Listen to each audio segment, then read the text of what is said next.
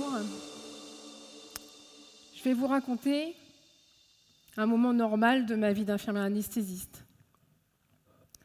Je me lève assez tôt le matin en général. Je vais au travail, à l'hôpital. Je retrouve mes collègues. Nous échangeons, nous discutons, nous travaillons. Et puis après ma journée de boulot, je vais faire une pause. Je vais aller prendre un verre avec des amis, certainement discuter de planche à voile parce que c'est ma passion. Alors maintenant, je vais vous faire une autre version, complètement délirante.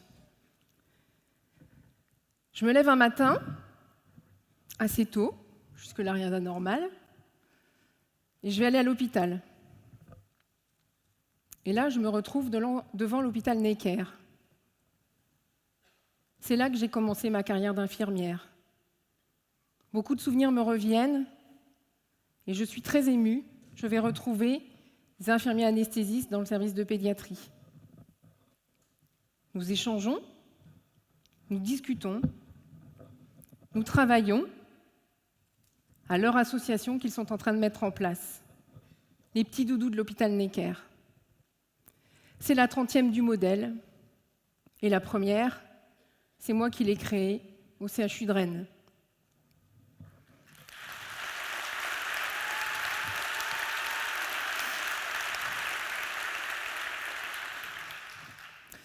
Je quitte l'hôpital et je me retrouve dans une cour qui me rappelle vaguement quelque chose.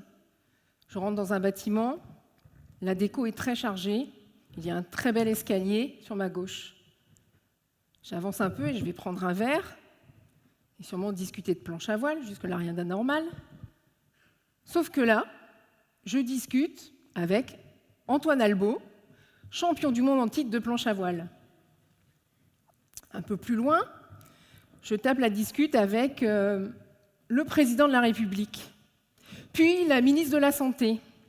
En fait, truc de dingue, je suis à l'Élysée. J'ai été invitée à l'Élysée pour le projet des petits doudous. Le soir, en rentrant chez moi, je me dis, on en ferait un film, et peut-être que vous vous êtes déjà dit ça, que si on en faisait un film, ce ne serait pas du tout crédible. C'est effectivement ce que je me suis dit le soir en me couchant. Vous imaginez en 4 ans ce qui s'est passé ? Mais heureusement, dès le lendemain, je reviens très vite à ma réalité en retrouvant les nouilles du self à l'hôpital. Mais qu'est-ce qui s'est passé ? 40 associations. En fait, tout cela a commencé un soir, après ma journée de travail, où je suis rentrée chez moi, avec des cris d'enfants plein la tête, et j'ai envoyé un mail à une société qui fabrique des doudous, Moulin Rôti. Ils m'envoient un carton, on donne les doudous aux enfants à l'hôpital, et devant leur sourire, c'est une évidence pour moi. J'embarque quelques collègues et nous créons la première association, les petits doudous. Nous trouvons un modèle économique en valorisant les déchets d'aujourd'hui, je pense à Rosen. Dans les poubelles de l'hôpital, nous recyclons les fils de bistouri électrique pour le cuivre et les lames d'intubation pour l'inox. Nous avons trouvé un modèle économique pour financer nos doudous. Pour aller plus loin et mieux accompagner les enfants, les soignants, les parents sur le parcours opératoire, nous imaginons un jeu qui n'existait pas.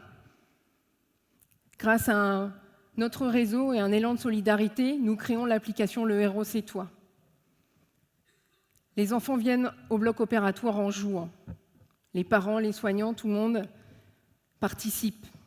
On se rend compte très vite que ça a un effet très fort sur l'anxiété des enfants. Et notre application devient une prescription médicale. Nous faisons des études scientifiques pour évaluer notre outil numérique. Nous faisons des publications dans les congrès. Nous rencontrons d'autres collègues d'autres établissements qui nous interpellent. Comment faire ?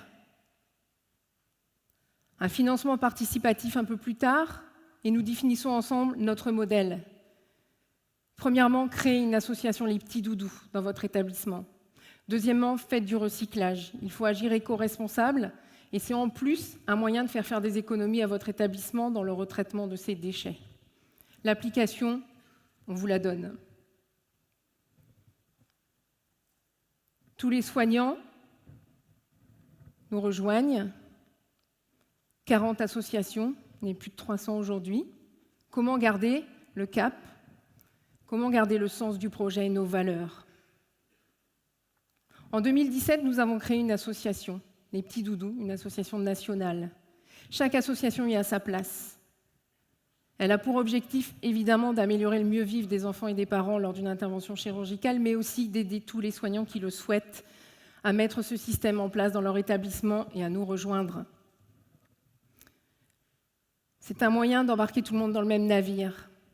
40 associations, 300 soignants. La vague déferle jusqu'en Polynésie. Puis nous nous dotons d'une entreprise, Doudou Développement. Elle nous ressemble, elle porte nos valeurs. C'est une entreprise solidaire d'utilité sociale. Elle va permettre aux soignants de créer les outils dont ils ont besoin. Notre première application, Le Héros c'est toi, a agi sur la médication des enfants, en diminuant la prémédication. Cela a été possible car elle a été pensée, imaginée et créée avec et par des soignants. C'est ce que nous voulons continuer à faire. Alors, je n'ai jamais imaginé qu'on en serait là, de mon mail envoyé. Aujourd'hui, ce projet, c'est une montagne, ou plutôt un iceberg, avec une face bien visible, mais aussi une face cachée.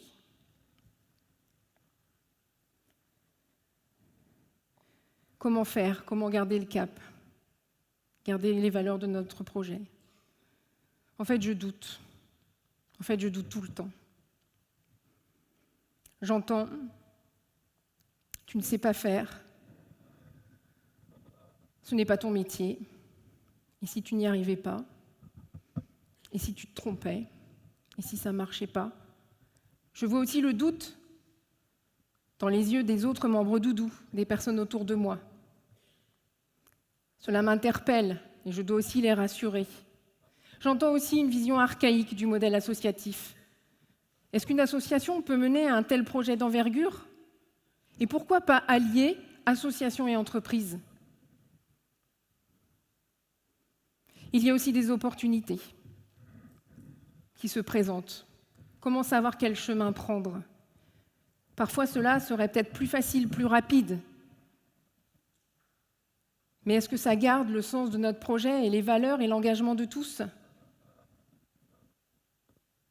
Puis il y a aussi du doute et de la fatigue. Alors comment ne pas flancher?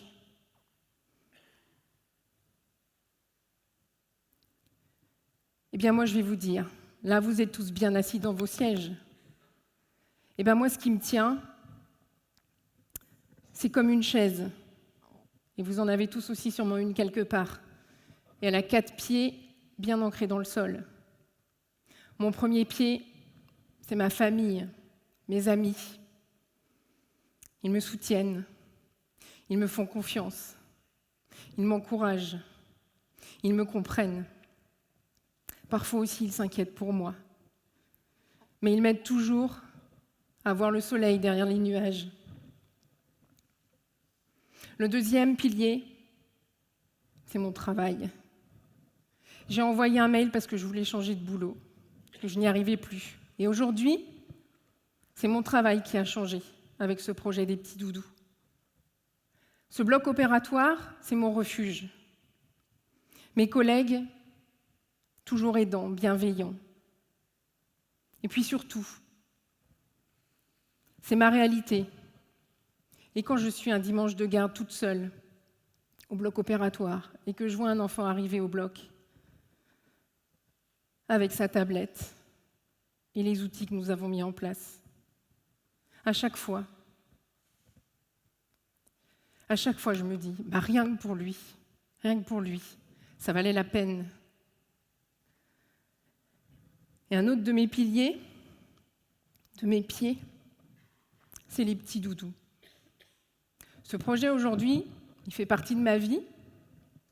Et surtout, je vois dans les regards des 300 membres engagés, soignants, je vois toujours le sens que nous voulons donner à notre projet, les valeurs qui nous lient tous et qui nous entraînent tous dans la même direction. Ils sont forts, ingénieux, tellement engagés que c'est une vraie force. Et puis mon dernier pied, c'est la planche à voile.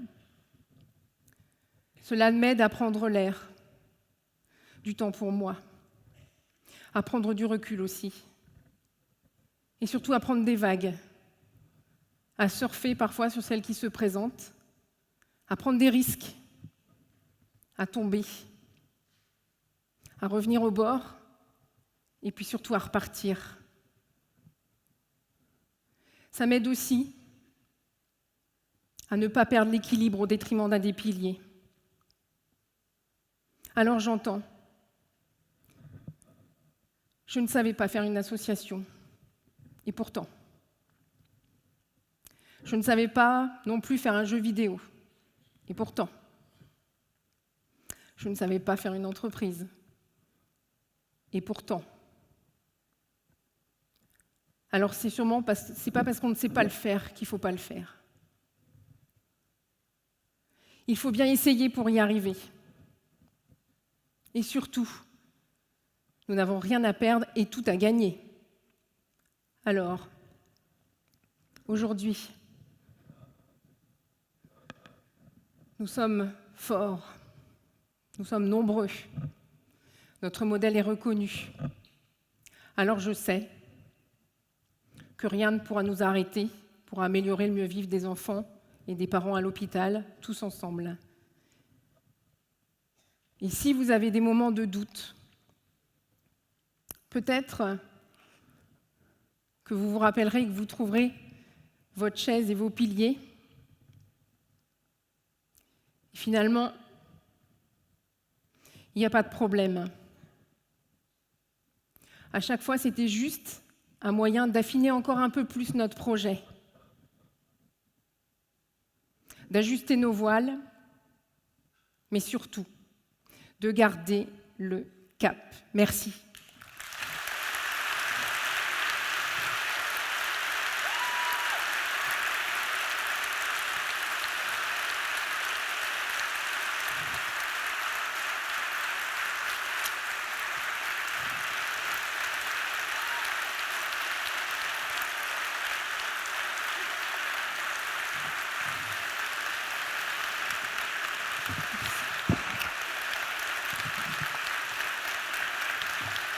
Merci.